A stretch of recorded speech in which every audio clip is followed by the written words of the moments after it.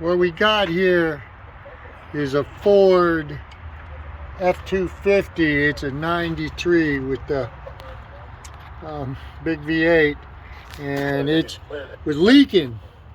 And what it is it was leaking in here between the jacket that goes through the water, and this is the timing cover.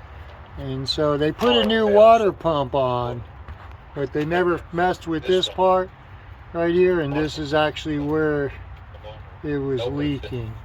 So it's a job. You have to tear everything off to get at it. This is a much more complicated water pump than most of them are. Wouldn't you say, Charlie? Well, no doubt. The way they put it back together, they didn't really. Well, whoever put it back together again, they never replaced this anything back in here. It doesn't look like there's a gasket or anything there. I don't know.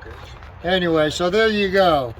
We got a 93 Ford F-250 4x4. You have to understand, this thing here, see, there was only one bolt holding the whole thing on, because this bolt was never threaded in.